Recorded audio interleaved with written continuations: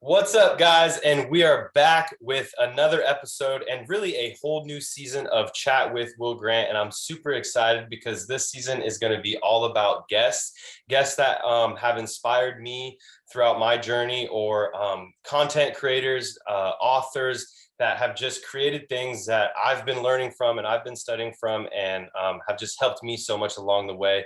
So I'm super excited to introduce Andrew Dettelbach. He is a co-founder of Spread Wealth, and as well as a few other online programs that help people overcome pain and break through their limitations. So without further ado, hey, what's up, Andrew? How are you? What's happening, guys? Appreciate you having me back again. I'm doing well. Yeah, it's funny. Last year, you were one of actually my seventh episode when I was just starting this, and it was actually on my birthday last year, May Oh yeah, 21st.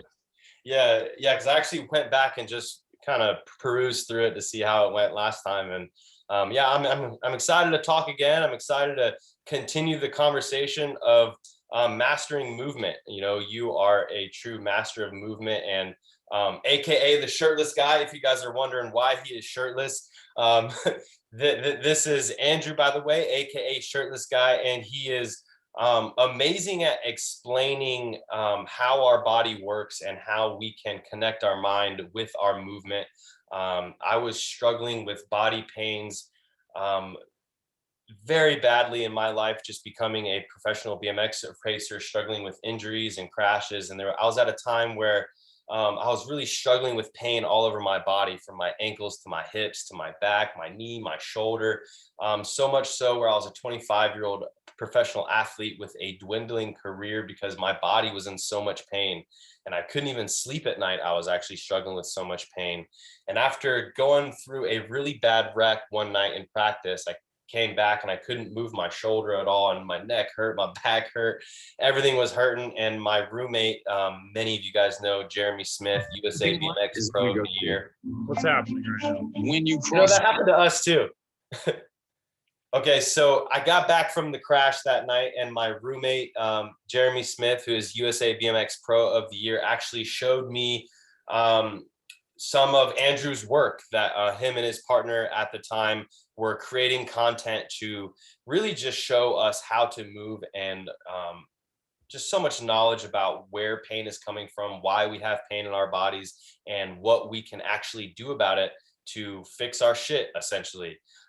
So I actually end up buying the program that he co-founded in, and it was literally a complete game changer. And this was at a time where I was seeing every doctor, every surgeon. I was even getting stem cells pumped into my knee, and nothing made as big of a difference as Andrew and his partner at the time just teaching me how to move my body, just teaching me how to use my body, and learning how to take my body through its full range of motions of all of my joints so I can lubricate and heal, and to connect with my body. And Andrew, he has something crazy going on with his body. He's not just super jacked and ripped, but he can actually move his body in all sorts of different ways that help so much to explain exactly what he's talking about. Wouldn't you say, Andrew? Yeah, I've taught people how to isolate individual parts of their body, like every single joint, because I had to do that for all of my injuries. So, you've gone through your injuries, I've gone through many of mine, and it was through that process that I discovered, just activating these different joints, getting them to move separately from the rest of the body, and then slowly piecing that back together. That's really my training style. And Yeah. it's corrective exercise in a sense, but for those people that aren't in pain, it's where I would start so that you can actually get the most jacked that you possibly could and feel good doing it. And that's a perfect way to start this. And we're starting to work with a lot of younger athletes who are up and coming, about to turn pro in the next few years. And it's funny, like, this is what we focus on now, is teaching them how to move first, teaching them how to pelvic tilt and hip hinge, and connect the ground with their feet and use their feet and use their shoulders before we even have them lifting weights, just to build the base. And that's what's helping them, not be as sore and not going through the injuries, and just feeling better on the bike. And I'm glad you started there, because that's really where I wanted to start, is a little bit of your background. I know you're currently possibly still in Asheville, North Yes. Carolina, but, Yes. but what got you there and what kind of injuries did you go through? Oh, you did it, huh? Yes. So what was your schooling or what kind of injuries that you went through, or tell us a little bit how you got from A to B? Cool. Yeah, I went to school in San Diego at Cal State San Marcos for a degree in kinesiology. Actually started there for psychology, realized I didn't like it and cared more about body movement. And that's what kinesiology is, the study of the movement of the body, which I really learned nothing about doing the major. And it was my injury at the end of my schooling. I was literally in my finals. I was sitting there up against the wall studying, and I was also had a crazy cough, chest cold, kind of, congested pneumonia type thing for a while. And I was just kind of rounded and curled over and coughing. And I felt a pop in my lower back. And that was the initial kind of straw that broke the camel's back. It wasn't the thing that caused the injury, but it was just the Cough that broke highlighted Andrew's back. it. What's that? I said that was the cough that broke Andrew's back. Yeah. So, stupid story. And again, it's not, a lot of times we have this one thing that we like to attribute to why we were injured. And in a lot of cases, that isn't what happened. It's something that has happened prolonged that caused the injury. And for me, it was just not having a clue what my body was doing. I talked in the beginning of this call about isolating different joints. And for me, that's something that is relatively new in the last several years. I had to do that after my injuries. So after this pop, I think I bulged the disc at that point. And then it was several months later, I was helping to move my mom out of her place to another place. Woke up the next morning with the worst sciatica down both legs, unable to stand up straight. And that What is persisted. sciatica?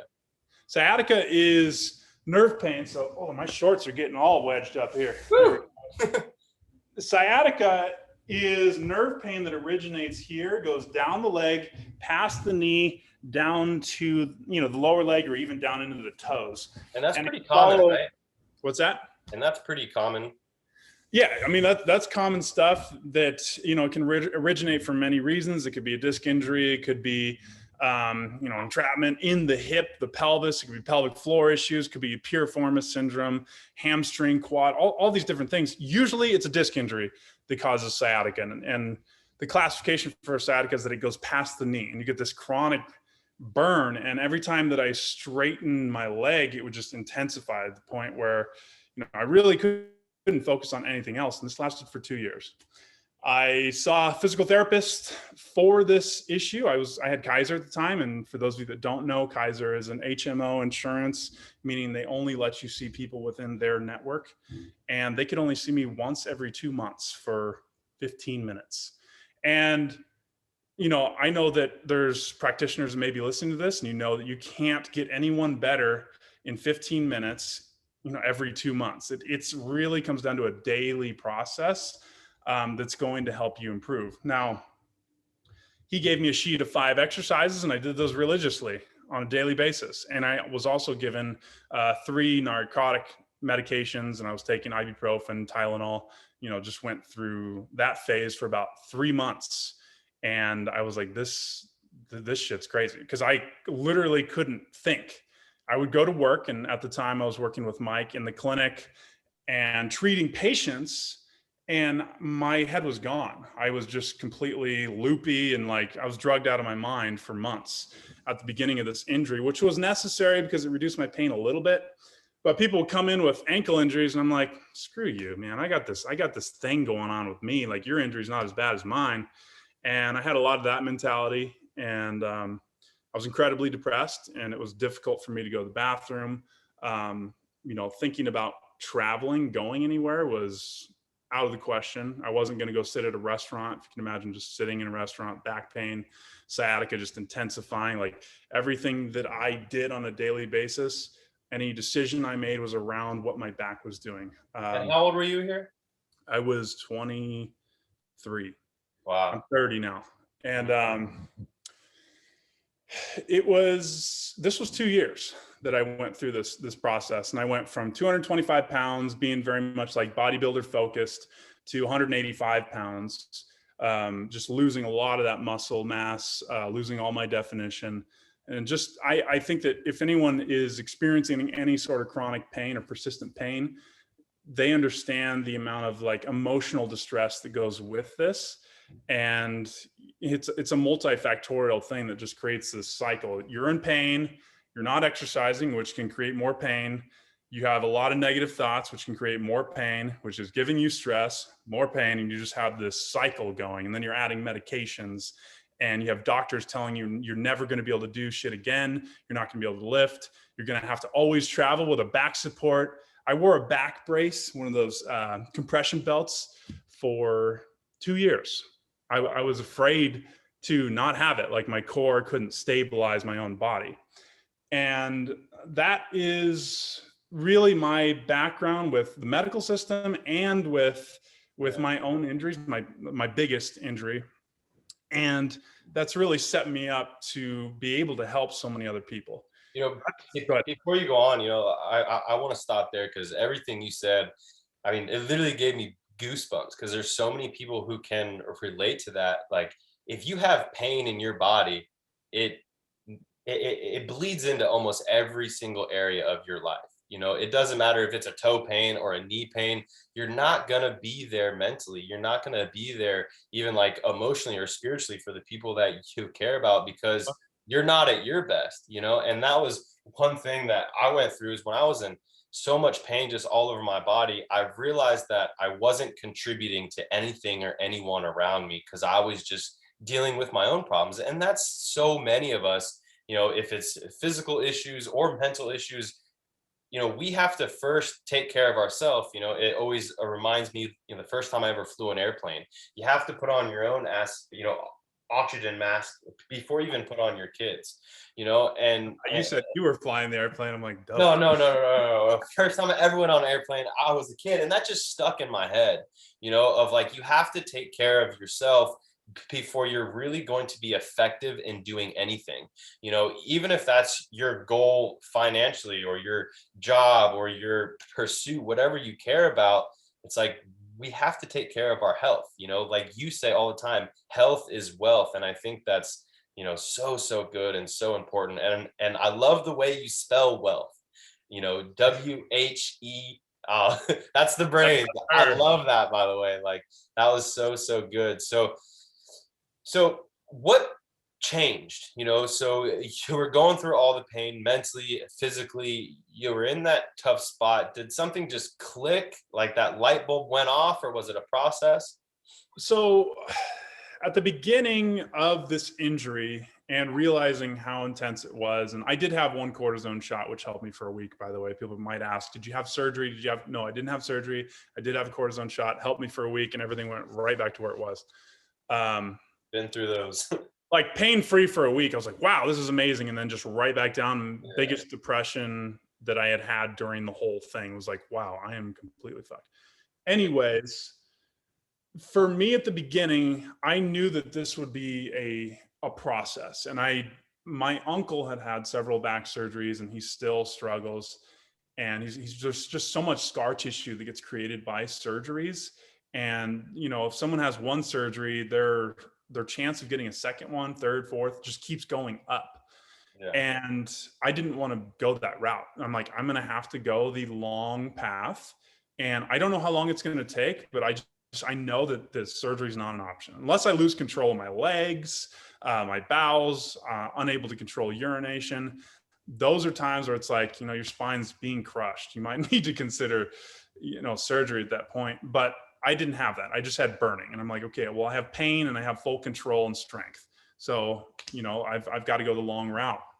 Now, what was your question? I started there. That's good. It was like, what changed, you know, how you went from, I guess, negative to positive. Well, for those of you that don't know, herniation is when the disc, you know, you have disc between the vertebrae and it splits open and the jelly inside the disc shoots out. So you kind of get like this jelly-filled donut just gets broken open and the jelly shoots out and it's pushing into the nerve or the spinal cord.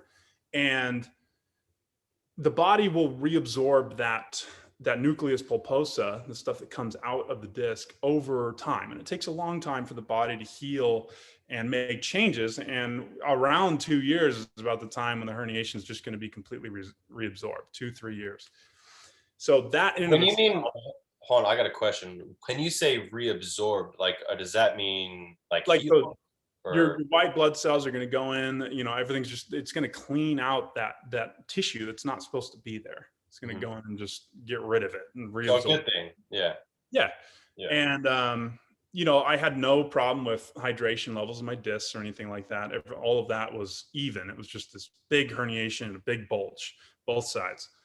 And so that in of itself helps. The time, just time, and working on these movements, not aggravating it with heavy lifting, which I wasn't doing.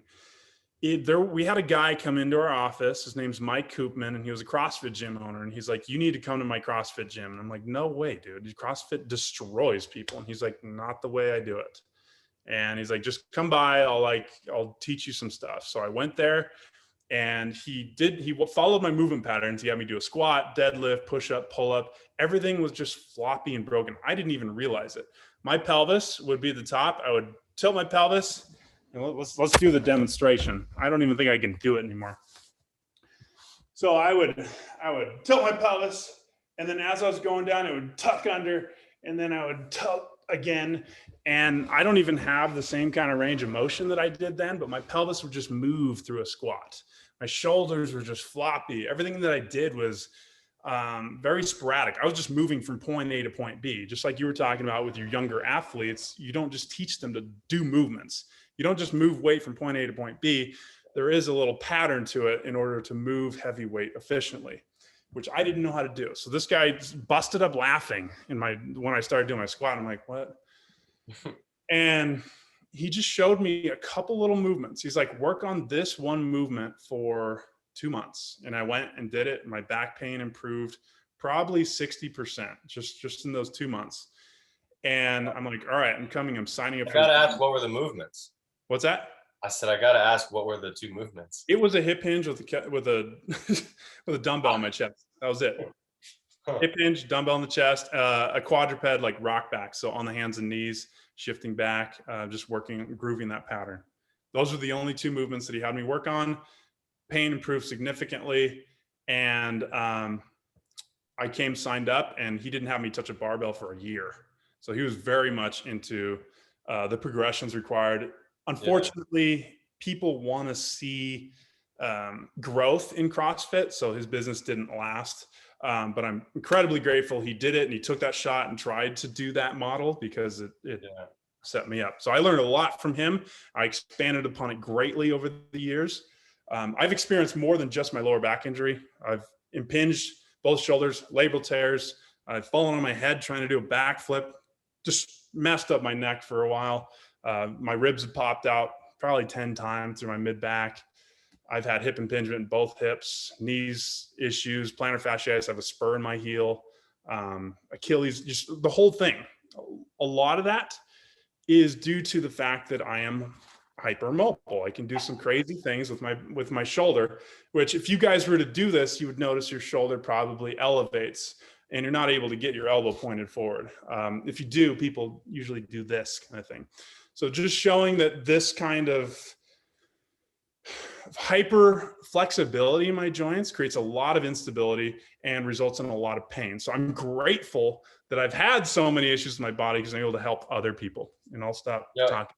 It's funny how that works, because it's like that's how you know that you're in exactly where you need to be, because you have that hyper mobility almost, and you went through those injuries that perfectly set you up to be able to make these programs and create this content to just like me, as many people, just make that light bulb go off of like, oh wow, that's how I can isolate that movement to connect it all together. So that's pretty cool. So other than, what about for other people, for somebody else that, has a herniated disc or just a constant aching back or aching neck or shoulder or knee, and they don't have that CrossFit guy, like what would be some of the first things to focus on or to think about? Um, you know, I think it's important to start filming yourself and just watching what your body does. And then for me, pelvic tilts are our go-to. And we were going to make a little 15, 30-second reel going over some exercises. But here, I'll just do that. I don't know if people can watch this or listen to it or what. Pelvic tilts. So basically your air hump. Can you hump the air and take your pelvis through the tilts without the rest of your body moving? That's crucial. Now, if you do have herniation, press ups can hurt like a mofo, but it's counterintuitive, but this helps a lot. I started my press ups down here. So I was just doing little lifts, putting your back into extension to help kind of push the disc back. Problem is, if you have a herniation, it's coming out into the vertebrae, and as you're extending the back, it's closing down on that area. So you just kind of kiss the pain a little bit. You don't put so much force into it that you have like increased sciatica. Just a little bit of a kiss into the pain with both of these exercises. It's just kind of find that comfort zone and rub against it. Exactly. I like that. So just keeping it very subtle and small with those two movements is a good place. And then the hip hinge. I don't know if you guys are all right with this stuff. Yeah, no, this is good stuff. Hip hinge, sitting back, people work on these things all the time, and, they're told to work on their deadlifts and their hinging patterns and whatnot. But for the most part, I see people round their lower back quite a bit when they're doing their hip hinging. So you're able to keep your pelvis fairly neutral right here in the middle as you sit your butt back and not let your spine move throughout that exercise. Or that we hinge our hips to like so many times a day. Yes. Every time that we pick something up or lean over, like that's why learning how to get a proper hip hinge, without rounding your back is just so important, because something that you're doing it so many times a day, if you do it 20 times a day or 1,000 times a year, that adds up, and that's what's going to be a big thing that's going to cause some pain, right? Or make that pain from going away. I've learned a lot of things over the years, and I used to teach people, don't let your core move, because that helped my spine heal. The problem is that should be a temporary approach. Your spine is meant to articulate and move in all kinds of directions. And if you don't let it move, it can cause issues to crop up down the line. So in terms of the healing process for the body, it can help to find these neutral positions, figure out where your body is, a nice neutral, like rigid position, and feel good in this tight posture, but then also be able to relax and let your body round. I think the issue isn't that the back is rounding all the time when people are picking things up. It's just that they don't know what their body is doing and why they're doing it. Just the lack of awareness. Exactly. Sure. And I feel like in that way, me and you were kind of the complete opposite, because where you, I think, needed the stability, I needed movement, so so I was so stiff and so tight because, every time I hit the deck, so to speak, or I crashed, it caused all those muscles, to just tighten up, and then it's just out of balance, And I remember when I first started your last program, one of the first things I learned was pelvic tilts, and then I remember just moving the pelvic tilts, and I didn't understand like why that was making such a big difference. And then I stood up from doing a pelvic tilt, and my knee just popped, but it was like the most satisfying, delicious feeling pop. I was like, whoa, this is what my knee's supposed to feel like, And then just learning how to move my pelvis back and forth, I felt like it was not only nourishing that place by getting that movement, but it just helped my,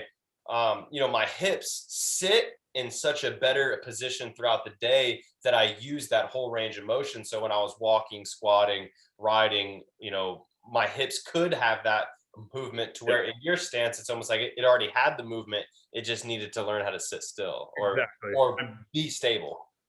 In either sense, either case, you're tighter, I'm looser, if you want to say. Yeah.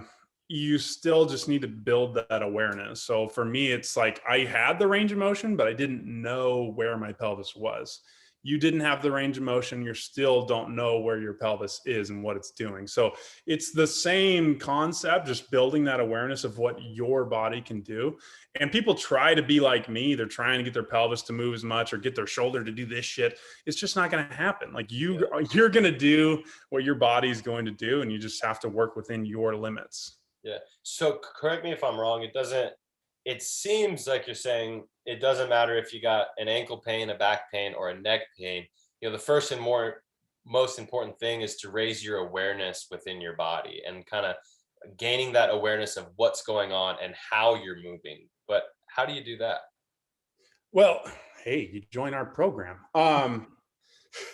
Yeah. It's the foundations, right? I mean, you always we start your programming with foundations, Andrew, and I well, think yeah, that's a yeah. disruption in how most people think. So the foundations, well, Edwin, I believe you joined foundations. Did you join Limitless? Okay. I did. Okay. Foundations was our program that we created because we were under a non-compete. And Limitless was the subsequent program after the non-compete, which is really what I wanted to get people going into. And I think both of them are incredibly beneficial. And Limitless is the program that takes you through that full body approach, some stuff that I've expanded on drastically in the last few years from what I've learned teaching, 15,000 people how to do this stuff online. And then also there's the nutritional components, the mindset components, your lifestyle components, how you're living your life. So it's not just about how are you moving, but also let's assess how you're living your life. Are you driving all the time? Are you sitting at a desk all the time? Are you going outside? What's your sleep pattern like? What the hell are you putting in your body? What's your diet? Yeah. Those are all components that make a difference in your pain. And I think that can be difficult for people to understand, is like, okay, well, I have musculoskeletal pain. It's clearly that I'm doing the wrong movement. It may not be anything wrong with your movement. It could be that you've been in a shitty job for the last 20 years that you do not want to be in, and you're not addressing the issue. That's manifesting as stress and tension in the body, and it just happened to manifest in your lower back or your shoulder, your neck. I feel Yeah. like you have. Hold on, I got a question on that, because it seems like it's always the weakest link that kind of falls off. It can come from a million different things, if it's your job or a cough or, a crash, but what I noticed is, say, from my sport, what I noticed is, usually the thing that broke on me in my body from my wreck was just that part that needed that extra awareness, that was that weak link, because it kind of made that light bulb come off when you said it could be your job, that you hate, that you've been doing for 20 years, and it's manifesting in that way. And that's why I think the awareness, and I noticed that a part of your program goes over mindfulness, and is that what you're talking about there, or is that something completely different? Um, the mindfulness that I go over in our program is specific to pain and understanding what it is and how it can be beneficial to you. People are very afraid of pain, and I'm incredibly grateful for any pain that I experience, because it's going to allow me to assist someone else in that, regardless of how long it takes me. It's another learning experience. And any struggle that we have in our life is an opportunity to grow and learn, whether it's pain or a lawsuit or a breakup or anything along those lines. It is an opportunity for you to grow as a human being and make improvements. And I think people run away from their fear and they don't want to address it, and they think that it's happening to them, and they don't realize that it's probably happening for them. It's something that's going on that's going to force you to have to be present with yourself and make an adjustment in your life. Even if you don't want to, it's time to fucking do it. Yeah. And, I love that and completely second that. Like I always say, it's like pain is your body yelling at you, trying to get your attention, try to get your awareness. And, our body is always speaking to us. We just don't know, most of us just don't know the language until it's absolutely screaming at us. And, for the longest time when I had pains in my body, I just ignored it because I thought I was tough, and it kept getting worse and worse. And I just thought I was getting tougher and tougher and tougher until everything did break. And when I stopped and said, okay, what is this trying to tell me? How can I just listen to this pain? That's when I really started gaining my greatest insights and understanding like where my type like points were in my life, or what was that thing in my life that I was doing that wasn't helping me, and what were the things that were actually important. So I love, like it's the struggle is what builds the strength. So when you feel pain or when you feel something that's uncomfortable, it's always something to kind of put that focus on and say, okay, stop for a moment. What is this trying to tell me? What is this trying to say? So I can just stop, observe, and listen to know where to go from there.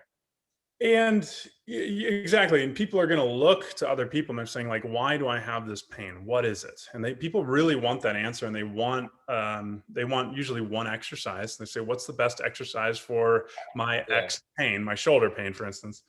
And I always tell them, like, you're asking me what's the best way to address things. And it's not going to be one thing. You're going to have to take time, a lot of it, to explore what's going on with not just your movement, but again, your diet, your lifestyle, the people around you, your situations in life. Like, how are you living? And it's going to take time for you to evaluate each of these steps. And that sounds daunting to people, but it is really a fun journey. I've watched people not just address their pain, but get out of their country because they realize that they just haven't been true to themselves. They're like, my country has a lot of war in it. I need to get out of here. I've been neglecting it. I've been just ignoring it. And by doing that, their pain decreases significantly and just their life in general improves. So I think working on the movement with the body kind of gives people this confidence of stuff that they do have control over their life, and that it trickles into other areas as well. Yeah. The way I like to do it is, I have a mat. Most people can have a mat or get a yoga mat. And if it's every day, if I have 10 minutes, 20 minutes, 30 minutes, just to get on the mat and just listen to my body, just breathe, move, and feel, and that's the time that I was using your programs and, taking that 30 minutes and bringing it on the mat. And now I feel like I can be at that point where I can just enjoy that exploration, enjoy that play where I can just set that timer on the mat and just feel, observe, and move around and, breathe and kind of feel and listen. Where is the pain coming from? Where's the tightness? Being aware of, can I move my toes, or what part is stiff and what part is loose, and whatnot like that. So yeah, just a daily, like you said, getting on the mat, if it's that 10, 20 minutes, is one thing that has helped me for sure. Andrew, I'll say one thing that I think is also, in addition, well, let me say this, in addition to the quality information that you and Katie and the rest of the team is providing at Spread Whealth, it's the community that you've built that I think is the other missing component that the US healthcare system doesn't provide people in healing through pain, right? So you're providing information to enhance awareness and compel people into action, but you're also creating a space through this community for them to grow and thrive in. And I think that's so magical what you and Katie have created with that. Appreciate that. We've had a few years of experience working with those communities and just recognizing that is a missing component. HIPAA doesn't allow for the medical system to do that. You can't talk about or share like the diagnoses that you might have or whatever. And I think it's really impactful for people to see that other people are struggling, maybe not with the same exact thing, but they've been doing the same process, give or take a few things, for the last several years. Like, I've had pain for 10 years. And this person's like, yeah, I've had pain in this other area for 10 years. We've had the same issues with medications, surgeries, and doctors not really addressing the main issue. And, that's just rampant throughout the medical system. Yeah, for sure. And I love the fact that you mentioned nutrition a couple times, because that was one big light bulb for me when I was learning how to heal and just to get out of my pain, of how important the nutrition was. And that's actually what made me start wanting to grow my own food. And I ended up, me and my roommate planted a fully edible food forest. Like, if you think of Willy Wonka and the Chocolate Factory, but with edible fruits and vegetables in my whole front and backyard, because I just was trying to search out better quality nutrition as long with my better quality movement, my better quality thoughts. And I think that was a huge part of my healing. So what kind of things do you talk about with nutrition? First, I just want to say, I think the gardening aspect is really meditative. Yeah. I just started growing a Carolina Reaper in the backyard, which is the hottest pepper in the world. And we're also doing some seedlings. We're going to start doing our own gardening. So we're excited about that.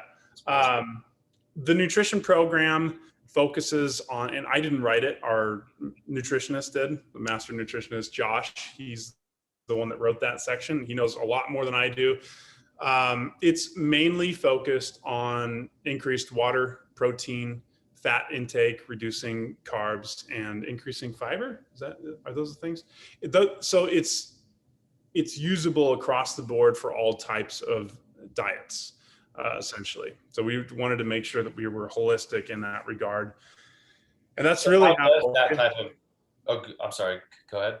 That's really how I've been eating as well, unknowingly. Like I just kind of gradually worked my way to not eating as many carbs, eating a lot more fat and protein and fiber, and that's just been great. And how does higher protein and fat help with, say, joint pains more than, say, carbohydrates? Carbohydrates, sugars in general can be inflammatory, and I know that it's not really just the carbs. Like you can eat fruits and you can get some really high quality natural foods that have lots of sugar and carbs in them, and that's great. In our society, though, I think a lot of people are eating a lot of processed foods from packages and are eating out a lot. And that's really the big thing for me, is not eating processed foods and not eating things that were raised. So do you guys hear that beeping? Is that all right? Do I need to move? No, I don't hear it. Great. And not eating those processed foods, because that stuff creates inflammation throughout the body.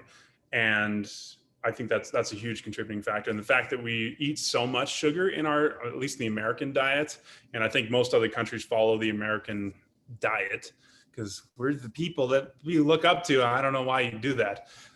India, for instance, is following our trajectory at this moment. And, eliminating those things has been very beneficial. I still eat lots of fruits and stuff, but I'm not just loading up on chips and fries like I used to. Like it was necessary for me to eat bread and chips on a daily basis for a long time. Yeah. Like it's crazy how just getting rid of some of the pesticide processed filled foods can just make our bodies function so much more efficiently. That's what's going to help drain our inflammation or take care of our inflammation better, and then our joints are going to feel better. One of the cool things I've seen on your website that I was really curious about, and the stuff that you were creating, is there was a focus on the environment, on how you can adjust or change your environment in ways to just help you break through your limitations. So what kind of things do you do in your environment? It comes down to like how you set your house up and like how you're setting up your workstation. We have the restoration component, which could kind of be a blend between the two, Well, then just go into them both, because that was my next question, is to talk about the restoration. So Katie's going around picking up all the plants in the house. So like making sure that you have a place that feels comfortable to you, but that you also have spaces in your house where you go do this, where you go do your work, you go do your watching TV, and you go do your stretching, you sleep, you like making sure that you have these separate zones in your house, even if they're in the same room. So if you're in a 1-bedroom apartment, it's like this corner of the room is specifically for exercise. I've got my stretching, my equipment. I go here, and when I'm here, I do that thing right here. I don't do my casual, like looking at my phone in this area. So making sure that you have these separate components in your house, making sure you're getting enough vitamin D, 10, 15 minutes in the sun. Obviously, it's dependent on the person, their skin, but without sunscreen is fine. And then you can, put sunscreen after that, but making sure that you are getting adequate vitamin D on a daily basis. Your sleep. Are you looking at your electronics all the way up until the point you're going to bed, or are you turning them off, 2 hours early, getting rid of that blue light, letting your body just naturally. Game changer. I love that. Letting your body naturally go into that state so that you are sleepy. And the thing is, people don't realize you can put your phone down and immediately fall asleep, but your brain isn't ready to go into REM. So it can actually take another 2 or 3 hours for you to get into a restful state, even if you're asleep. Yeah. Stuff like that. That's sweet. So next, I got a couple questions just mainly based on my own selfishness, because I'm curious. Last time that we did an interview, I asked you about some of the best books that you've read lately, and you gave me some really awesome recommendations on, I believe it was Relentless and How to Think Like a Roman Emperor. You know, I about didn't finish those 2 books, by the way. well, I finished both of those books, and they're so good. Actually, the book Relentless is the book that all athletes read when they come here. So, Cool. yeah. So the Relentless one has been moving to every athlete that I know almost. I don't watch sports. So for me, listening to Relentless was just kind of, I mean, it was relentless in the fact that like, I couldn't like fully immerse myself into what he was saying because I just didn't know who all the people were that he was talking about. Oh, it was like gospel to us athletes. Like, oh, I was just, yeah, that's funny. right. But So even though I do all the books have you read lately? So I really loved Ryan Holiday's stuff. I went on a Stoic just deep dive because after Edwin loves Ryan Holiday, big fan. Good. I don't know about him, but I like what he teaches. Yeah. I do have a problem with the fact that his mentor is, what the hell's his name? Robert Greene. He wrote the 48 Laws of Power, and I highly disagree with that book in particular. It is a manipulative, narcissistic book. Like it teaches you how to manipulate people essentially. And it's the #1 read book in prisons. And that is his mentor, Ryan Holiday. I love what he teaches, but I'm not sure about that guy. So I highly recommend what he teaches and just keep a little bit of skepticism about it. But what is it? There's 4 books I've read from him, and I don't. Ego's the enemy. Everyone knows. The obstacle is the way. Obstacle is the way. Stillness is the key. Those are 3 that I've read. Did you read The Infinite Game? Yeah, that was Simon Sinek, right? I did read The Infinite Game by Simon. Yeah. I'm reading Matthew McConaughey's book right now. I heard that was good. I watched his podcast, but not the book. It's a fun listen. He's got a lot of great stories. So it does follow a little bit of that Stoic mindset as well. There's some other ones, but I would need to look at my phone. I don't remember. No worries. So just because we just have a few more minutes left, I've been dying to ask you. I'm going to tell you about my pain and what I got going on right now, and I'm curious your insights. So I've been back into racing, going hard, going back into training, and I had a really awesome preseason or off season where we focus on building strength and pretty much lifting as much weight as we can and getting as strong as we can. And then when that, and that went really well, my body, my knee, my back, like everything held up really well.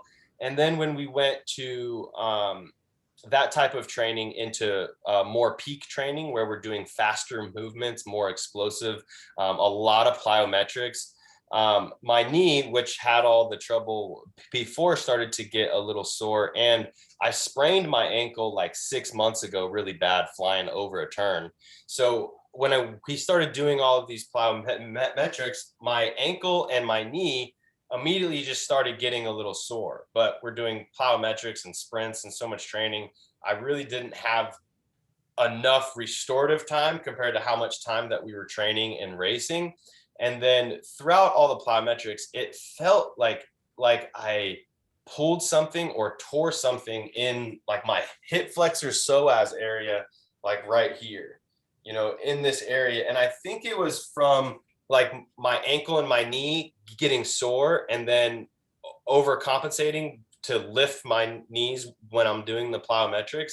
And the pain has literally not gone away to where I literally had to leave the gym one time and get checked for a hernia. And I got checked for that. It wasn't that, but if I cough, if I sneeze, it feels like someone's almost stabbing me right in my psoas, like hip flexor area. And I'm not quite sure what to do about it. I'm not sure if it's a tight point or like I have a knot in there that I need to, like my hip flexors are too tight or what. I'm just curious. Are you doing any tissue work on it or no? I have, but maybe not enough. So like I've been just like foam rolling it, using my hands. I went to the chiropractor a couple times and he opens up my like opens up my whole hip flexor and just feels like he grabs it and turns it and twists it. And it's like the most painful shit of my dig life. into the belly? Like, Yeah. Yeah. I mean, you can do that on your own with a kettlebell. Yeah, that's exactly what he was doing, was open me up and just digging right into my psoas and like twisting and turning. Like maybe I need more than that, or yeah, I mean, you could get in there with a lacrosse ball or a kettlebell. Not a lacrosse ball is not like kettlebell. You need a thick boy that you can like lay on. There's also the Gorgeous ball, which is yoga tune-up. Joe Miller has that. That thing's incredible. It's, you know, it's a squishy ball, but it can absolutely get in there. You're saying the concept is breaking up open a knot.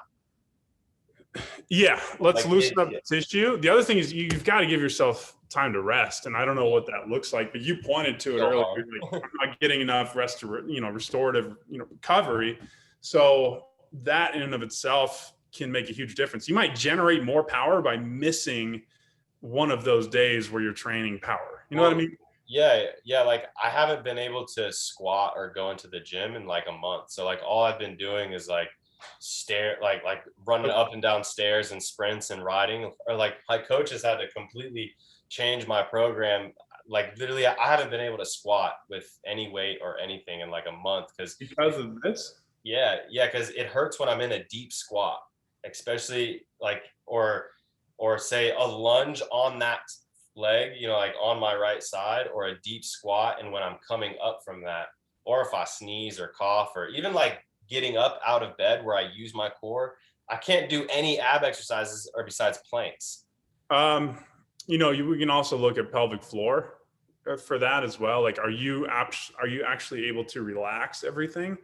Or are you staying tense? Like you were talking about, you're tense, dude. Yeah.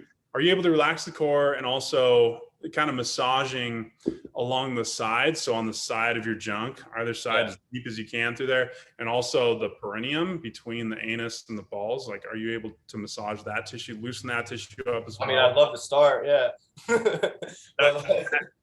but it's funny because throughout this whole process, it got me more aware of my pelvic floor. So I have been realizing that I need to bring it up more, actually, because so much like pressing or pushing, and I felt like when I'm engaging my pelvic floor, like lifting it up, it just feels better. Yeah. And it should be kind of reflexive. And I feel like Katie should just join in the conversation.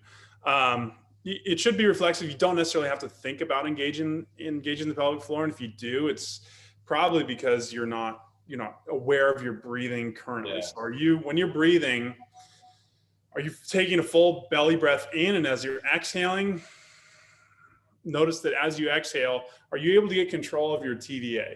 Are you able to kind of pull the abdominals inward? Like if you take a full inhale, exhale all that air out, your TVA will activate. And I'm wondering if maybe you're just putting a lot of pressure downward when you're doing your squatting, your lunging, your deadlifting into that area. Is it a hernia? Maybe not. Could it be forming one? Possibly. It could also be the pelvic floor just tweaking. I think that's what I was doing, was when I was squatting, I was pushing that pelvic floor down instead of lifting it up. Yeah, and it should just lift just with your breathing patterns. Yeah. The other thing, and that's what I've been practicing in the past month, is connecting the lift with the inhales, right? Yes. Yeah. Okay. And then the other thing is your hip rotation. So the pelvic floor is intimately related to the hip rotation. So rotating and strengthening your hips in their full range of motion, flexion, extension, rotation, doing some 90-90 kind of hip, this kind of work. Building strength. Heard of cars? Like, yes. Yeah, is kind of like that is what you're talking about? Sure. You've got controlled articulations, controlled articular rotations of the hip.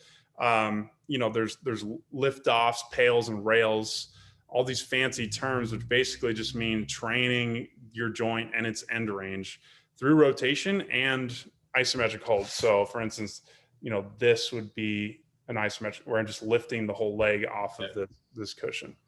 That can be helpful as well. And also just building strength in the end range with your hip flexor. And I don't think people understand that. Like, I don't know if you've done any of that work. Building range of motion in the hip flexor. Yeah. Like going forward and back, forward and back, forward and back. Or well, I just, dude, my Show leg me. is bigger and they're just eating my shorts nowadays.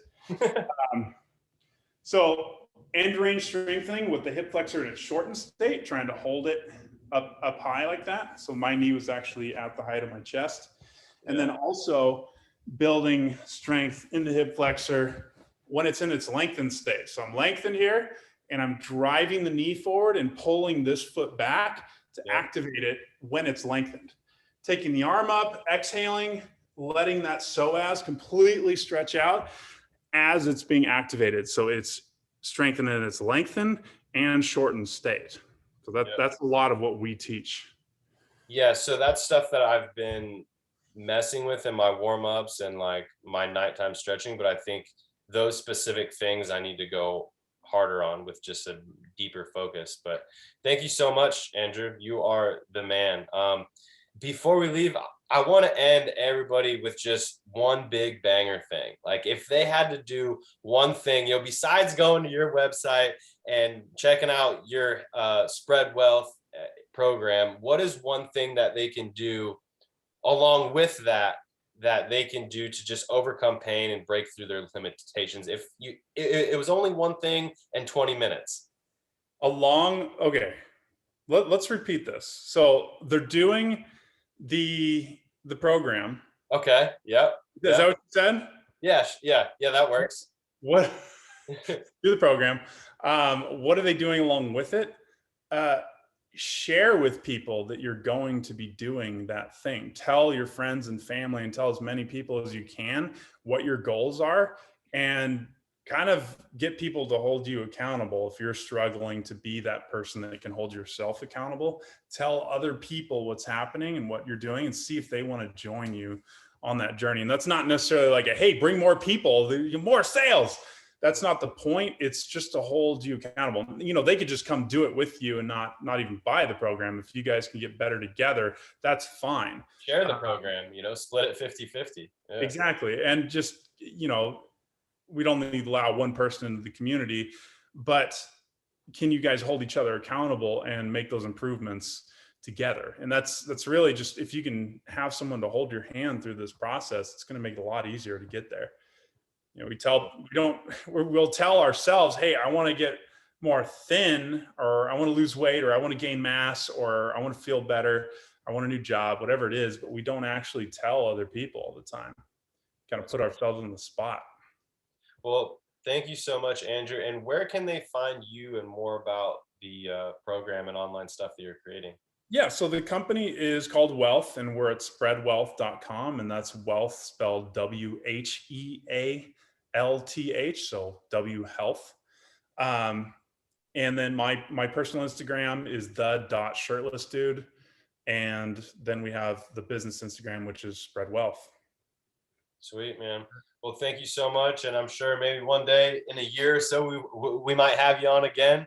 And I'm excited for everything that you got going on. And I'm excited for what the future holds for you. And I'm going to keep checking into your pages and keep learning and learning. Thanks again. Keep making other athletes strong, bro. I was looking at your program. Come visit Asheville. Oh, yeah, I will. Thank you. All right. All right. Later, Andrew. Later.